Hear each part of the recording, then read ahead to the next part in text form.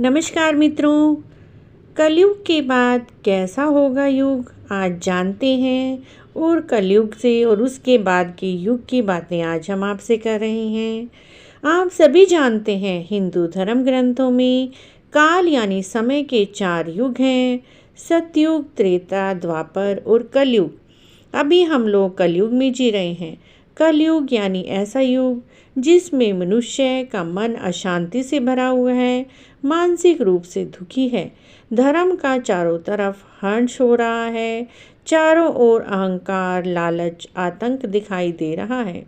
युगों का परिवर्तन, धार्मिक ग्रंथों के अनुसार युगों का परिवर्तन का यह 22वां चक्र चल रहा है। गीता जी में भी इसका वर्णन मिलता है।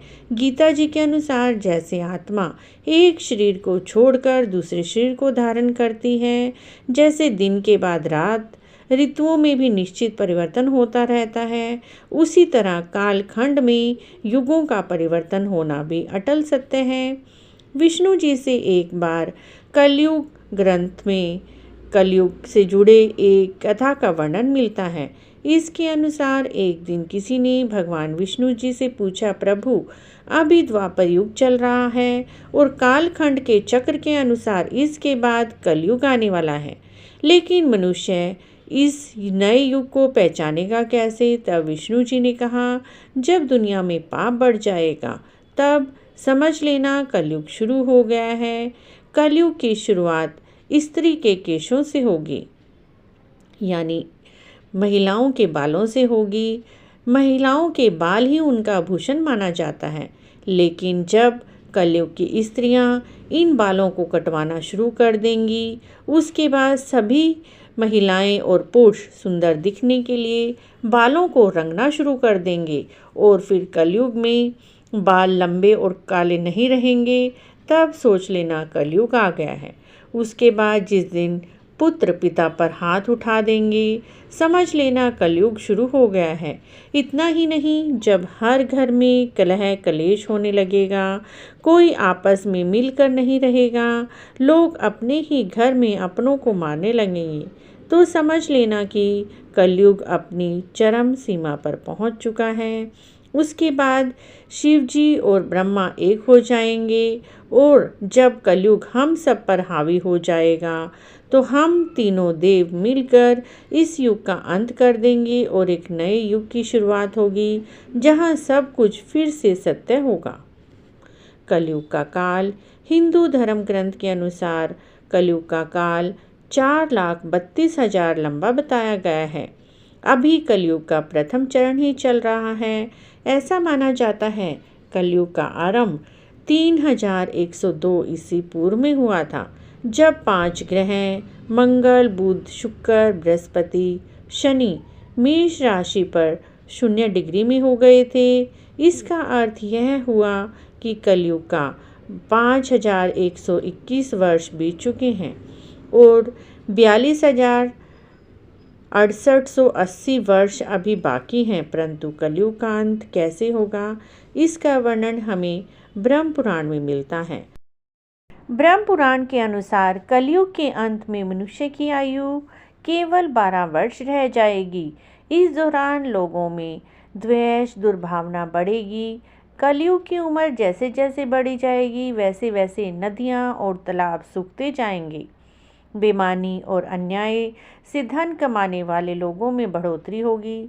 धन के लोभ में मनुष्य किसी की भी हत्या करने में संकोच नहीं करेंगे। मनुष्य पूजा पाठ, व्रत, उपवास, सभी धार्मिक कार्य करना बंद कर देंगे। गाय दूध देना बंद कर देंगी। गाय का आकार बकरी के समान हो जाएगा। मानवता नष्ट हो जाएगी। लड़कियां बिल्कुल भी सुरक्षित नहीं रहेंगी। अपने ही घर के लोग एक दूसरे के साथ बैर रखेंगे। बाप बेटी, भाई बहन कोई रिश्ते नहीं रहेंगे। एक भाई दूसरे भाई का शत्रु हो जाएगा। शादी जैसा पवित्र रिश्ता भी अपवित्र हो जाएगा। किसी भी शादीशुदा जिंदगी ठीक से नहीं चलेगी। पति पत्नी एक दूसरे से बेवफाई करेंगे। कलयुग में समाज हिंसक हो जाएगा। लोग बलवान होंगे, उनका ही राज चलेगा। जब आतंक अपनी चरम सीमा में होगा, तो भगवान विष्णु जी कल की अवतार लेंगे और पृथ्वी के समस्त अधर्मियों का नाश करेंगे। इसी प्रकार मित्रों, शिव पुराण में भी कई बातें कही गई हैं कलयुग से संबंधित। शिव पुराण में भी कलयुग के बारे में बताया गया है।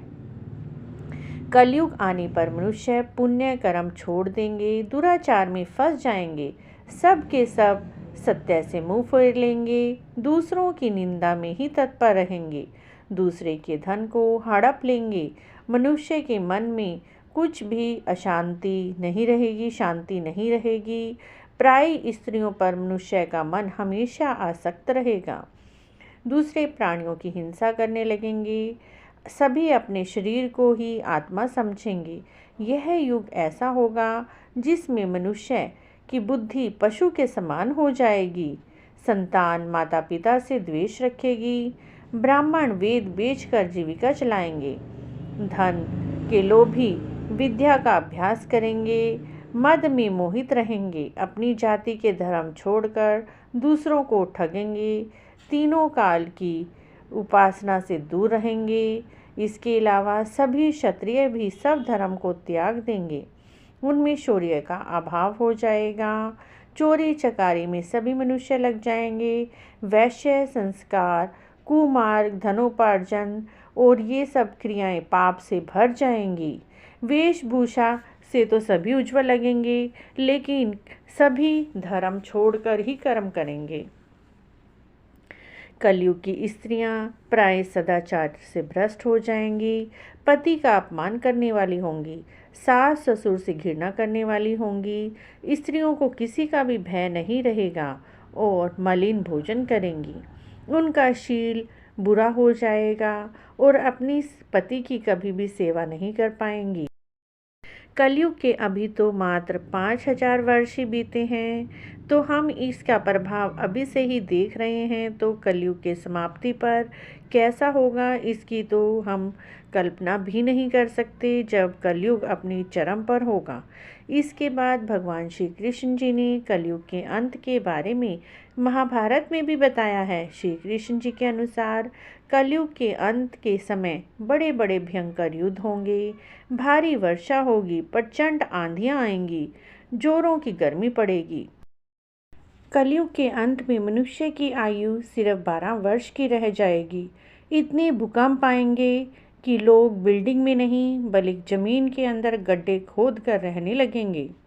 इसके बाद भगवान श्री कृष्ण जी ने कहा, जब कलयुग में पाप अपनी चरम पर पहुंच जाएगा, पृथ्वी लोक से धर्म खत्म हो जाएगा, तब मैं कल की अवतार में अवतरित होकर धर्म का स्थापना करेंगे और अधर्म और पापों से धरती को मुक्त करेंगे। नया युग आएगा जो सतयुग कहलाएगा। सृष्टि युग परिवर्तन का 22वां चक्र पूरा करके 23वें चक्र में प्रवेश करेगी। फिर से नवयुग आरंभ होगा और सतयुग के नाम से जाना जाएगा। तब भगवान श्री कृष्ण जी ने बताया कि सतयुग कैसा होगा। सतयुग की अवधि 17,28,000 वर्ष होगी। इस युग में मनुष्यों की आयु 10,000 वर्ष से भी ऊपर होगी। पृथ्वी लोक पर फिर से धर्म का बोलबाला होगा। मनुष्य भौतिक सुख की जगह मानसिक सुख पर बल देंगे। मनुष्यों में एक दूसरे के लिए नफरत की कोई जगह नहीं होगी। चारों ओर प्यार ही प्यार होगा। मानवता की दोबारा स्थापना होगी। मनुष्यों में परम ज्ञान की प्राप्ति होगी। लोग पूजन कर्म कांड में विश्वास करेंगे। सतयुग में मनुष्य अपने तपोबल से भगवान से बातें कर सकेंगे। इस युग में लोगों का अपने शरीर पर पूरा नियंत्रण होगा। आत्मा का परमात्मा से मिलन हो सकेगा। लेकिन सतयुग आने से में अभी काफ़ी लंबा समय है मित्रों। तब हम सब कलयुग के प्रभाव को अभी से महसूस कर रहे हैं। अपने कर्म और धर्म से सतयुग की तरह ही हमें जीना चाहिए, क्योंकि ग्रंथों में भी कहा गया है कलयुग में जो भी कर्म किया जाता है वह मनुष्य के साथ जाता है। कलयुग में जो लोग धर्म और कर्म पर विश्वास करेंगे उन्हें सतयुग की तरह ही सुख की प्राप्ति होगी। तो मित्रों, हमें भी सतयुग की तरह सुख को प्राप्त करने के लिए अपने कर्मों को करना चाहिए, धर्म को अपनाना चाहिए। अगर आपको भी यह सब जानकारी आज हमारी अच्छी लगी है तो हमारे चैनल को जरूर सब्सक्राइब करें, लाइक एंड कमेंट भी करें। इसी तरह की और नई वीडियोस के लिए इस वीडियो को ज़रूर शेयर करें अपने मित्रों के साथ। Thank you for watching.